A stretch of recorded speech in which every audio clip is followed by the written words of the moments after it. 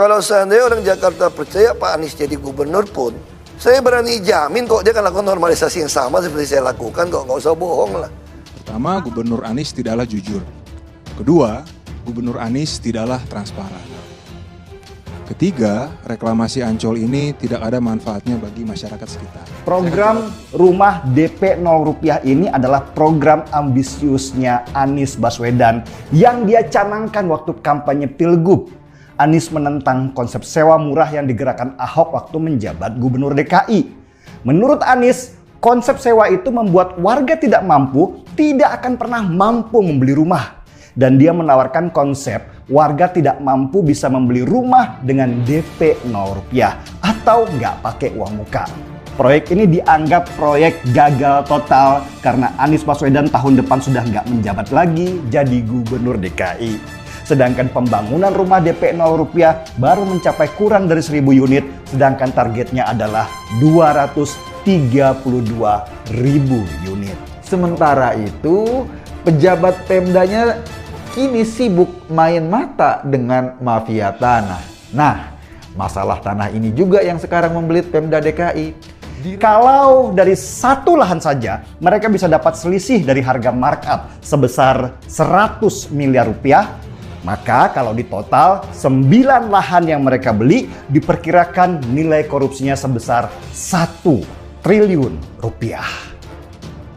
Hayo, udah pada subscribe belum nih? Ayo buruan subscribe sekarang karena subscribe itu gratis.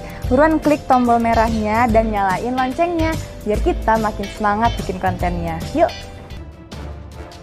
KPK akan panggil Anies terkait korupsi lahan muncul dan kita pun teringat perjuangan Ahok. Mendengar ini, Ahok bersedih melihat Jakarta menjadi amburadul. Akhirnya Anies Baswedan bertekuk lutut di kaki Ahok. DKI Jakarta di bawah kepemimpinan Anies Baswedan memang begitu adem ayem. Tak ada keriuhan terkait apapun, tak ada ribut-ribut gubernur dengan DPRD. Berbeda dengan ketika Ahok menjabat Gubernur Jakarta, keramaian selalu saja terjadi. Hal itu pun lantaran transparansi yang dilakukan Jakarta di masa kepemimpinan Ahok. Balai Desa bebas dimasuki wartawan, rapat-rapat pun diupload di media sosial agar masyarakat mampu mengikuti dan menilai. Bahkan soal anggaran pun pada masa Ahok begitu transparan. Pada tahun 2015, Ahok berseteru dengan anggota DPRD DKI Jakarta. Saat itu Ahok menuding DPRD Jakarta memaksa memasukkan dana fiktif sebesar 8,8 triliun di APBD. Hak angket pun bergulir, bahkan FPI dan FBR pun mendemo Ahok dan meminta DPRD untuk mengakhiri kepemimpinan Ahok di Jakarta. Tidak hanya itu, Ahok pun mengatakan bahwa berkali-kali ia telah mengajukan Raperda NJOP 15% terkait syarat IMB Pulau Reklamasi yang selalu dihalang-halangi. Ahok diminta menurunkannya menjadi 5%. Saat itu, Ahok sudah memperkirakan akan ada uang ratusan triliun masuk yang bisa digunakan untuk membangun rusun hingga membangun pompa untuk mengatasi banjir Jakarta. Kita pun akan ingat bagaimana tulisan pemahaman Nenek Lo menjadi viral. Ahok ketika itu mencoret anggaran siluman. Efisiensi dilakukan oleh Ahok. Bahkan karena efisiensi, masa kepemimpinan Ahok dianggap tidak punya serapan yang baik. Padahal kalau mau jujur, membuang uang untuk membuat serapan bagus itu mudah. Buat saja patung seperti yang dilakukan oleh Anies.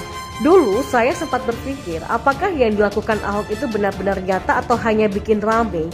Namun setelah Anies Baswedan menjabat, saya baru yakin kalau keributan yang terjadi pada masa Ahok itu tidak dibuat-buat. Karena pada masa Anies banyak terkuak anggaran-anggaran yang tidak masuk akal seperti lem Aibon dan anggaran ATK lain yang gak masuk akal. Setelah kepergok baru direvisi. Tidak hanya itu, kita pun pernah dikagetkan dengan ribuan IMB Pulau Reklamasi yang diterbitkan oleh Anies.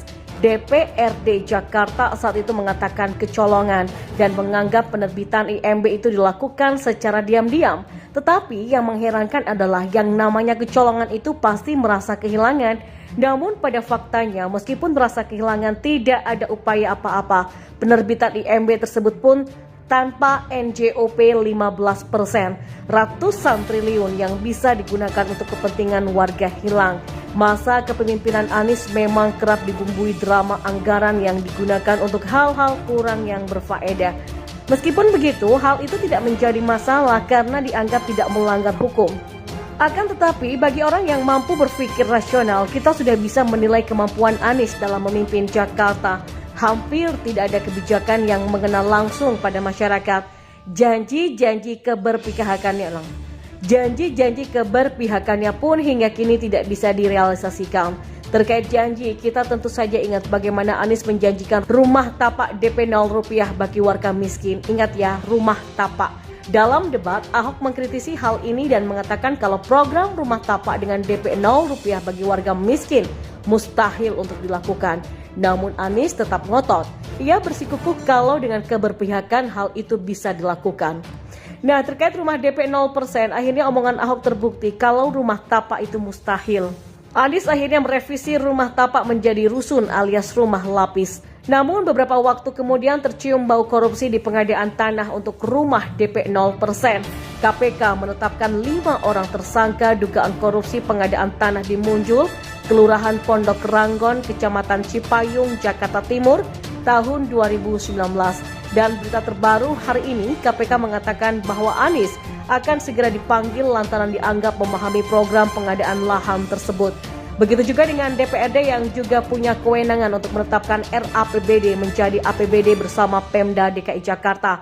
Kalau kita lihat sepak terjang Ahok yang begitu ulet dalam menetapkan APBD dan segala macamnya, kita pasti setuju dengan apa yang disampaikan oleh KPK bahwa Anies dianggap memahami proyek itu. Terkait apakah Anies yang akan dipanggil menjadi saksi bisa saja menjadi ikut terseret kalau ada temuan lain, itu sih urusan nanti.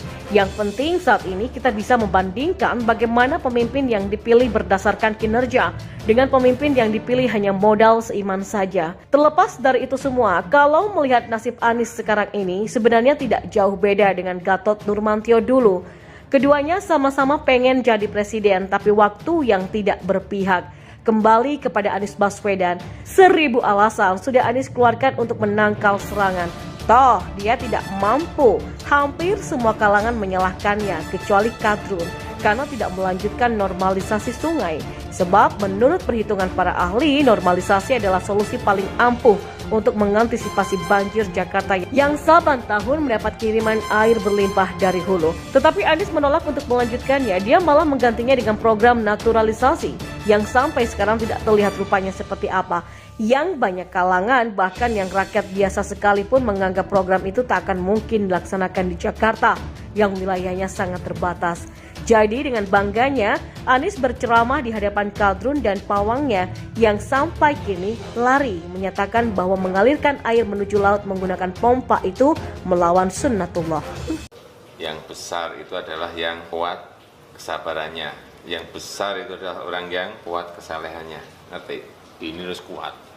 Tidak.